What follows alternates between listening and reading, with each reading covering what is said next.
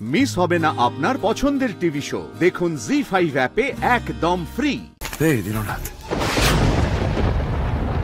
তোমাকে আমার সন্দেহ হচ্ছে। সত্যি করে বলো ব্যাপারটা কি? তুমি লুকিয়ে লুকিয়ে এখানে কোনো কারবার চালাও, তাই না? সেই জন্য এই ভূতের খবরটা চাউর করেছো তুমি। ফুলকে ভেতরে ঢুকিয়ে বাইরে থেকে তালা তুমি লাগিয়েছিলে। বলো বলো না, স্বীকার করো না। আরে কি কাণ্ড! স্বীকার করো। কি করছে রোহিত একটু প্লিজ থাম। আরে কি আরম্ভ করেছে রোহিত? তোকে আটকালাম তোমার ভাইকে। তুই বলেছে কিছু নেই, এটা প্রমাণ করতে হবে। ওকে এই মাথার দিব্যি ওকে কে দিয়েছে রে? হ্যাঁ, তো তো এই দমের কষ্টটা অনেকটা কমে গেছিল, আগের থেকে অনেক বেটার ছিল। কিন্তু না, ওকে পাকামি করে ওই ধুলোর মধ্যে ঢুকতে হলো। নিচের ইনহেলারটা পর্যন্ত ক্যারি করে না ও, নাকি আবার একটা স্পোর্টস পারসন। হ্যাঁ, বক্সিং করবে মেয়ে, বক্সিং করবে। তুমি নিজের হেলথের প্রতি বেসিক কেয়ারটুকু নেই, শরীর স্বাস্থ্যের কোনো চিন্তা নেই, খালি খালি কৌতূহল, খালি কৌতূহল। স্যার আপনি আমায় বকছেন কেন বলুন তো? আমি কি করে জানবো যে ভেতরে ধুলোর ঝড় হবে, দরজাটা বন্ধ হয়ে যাবে?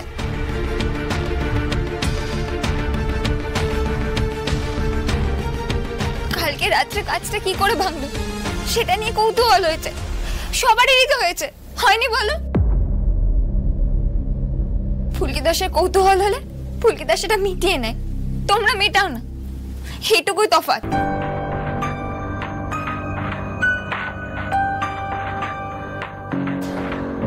তারপর ফুলকি দাসের মনে যে ঝড়টা উঠে সেটা কে সামলাবে? মানে বড় বড় কথা না সবসময়। আচ্ছা ভাই, এখন আর কথা বাড়িয়ে লাভ নেই।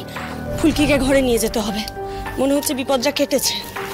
আর শোনো, এই বাড়িতে না আর বেশি দিন থাকার কোনো দরকার নেই। ফুলকি চলো তো, ওঠো। আস্তে সাবধানে, সাবধানে। ভাই ধরে রাখ, ভালো করে ধরো। ওকে নিয়ে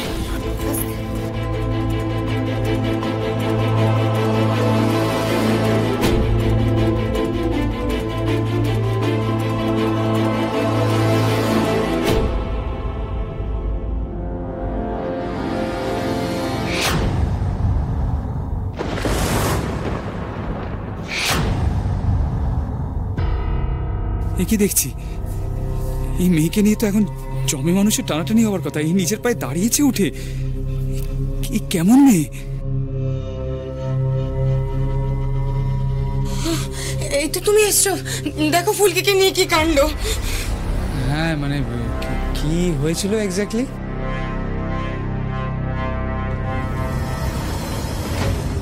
জামাইবাবু আমাকে দেখে এরকম চমকে কেন উঠলেন মা কালী? যেন ভাবতেই পারেননি আমাকে এখানে দেখবেন।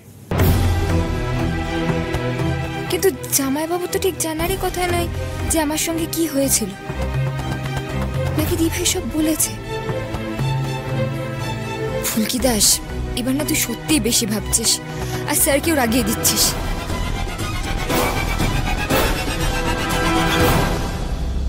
এসো এসো, আস্তে আস্তে আস্তে আস্তে আস্তে আস্তে।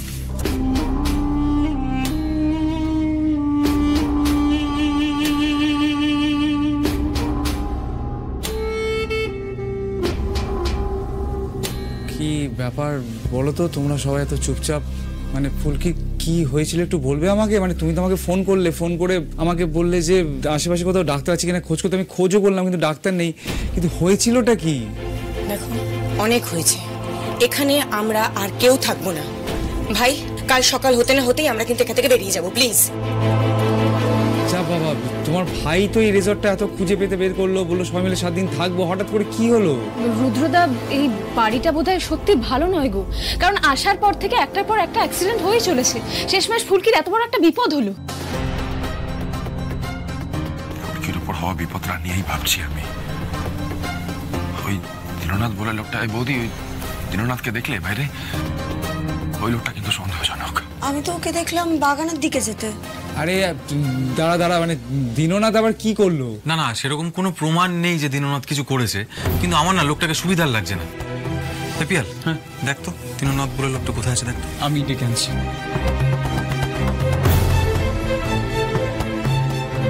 এই সেরেছে, আলাদা করে দীননাথকে কেন ডাকছে সবাই আবার?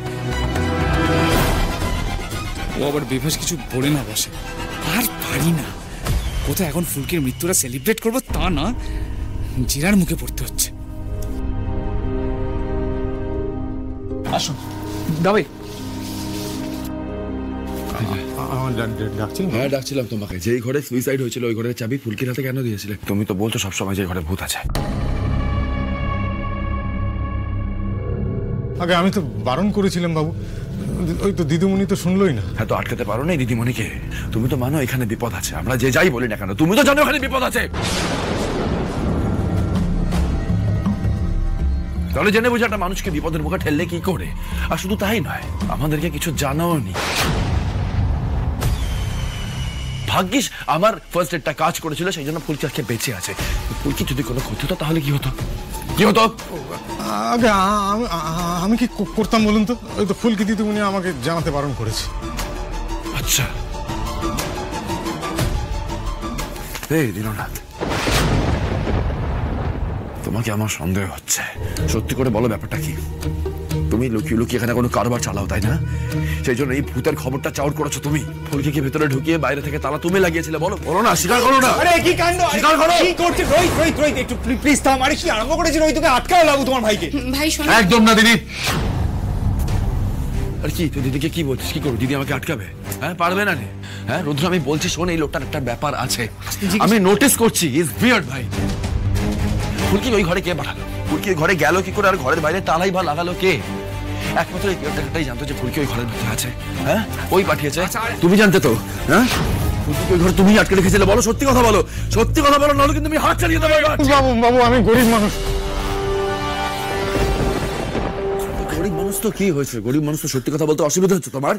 সত্যি করে বলো, তুমি কি কারবার করো, নাকি তোমাকে কেউ করতে বলেছে এই কাজটা? বলো বলো, নাহলে কিন্তু বেড়ে দেবো। আরে কি করছিস? কি মারবি না? মারবে মানে কেউ বলছে? আরে জিজ্ঞেস করবি ভালো করে, তাহলে গায়ে হাত দিবি। তুই কি করে তোমরা দাঁড়িয়ে দেখছো এগুলো? কি আরম্ভ করেছো? আরে সন্দেহের বসে কাউকে মারা যায় নাকি? ভালো করে জিজ্ঞেস কর না।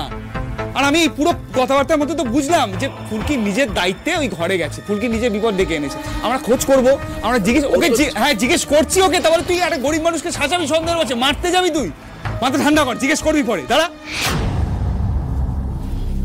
এই দীননাথ, তুমি কিছু মনে করো না, তুমি যাও, আমি পরে কথা বলে নিচ্ছি তোমার সাথে। যাও যাও যাও, এখান থেকে যাও যাও।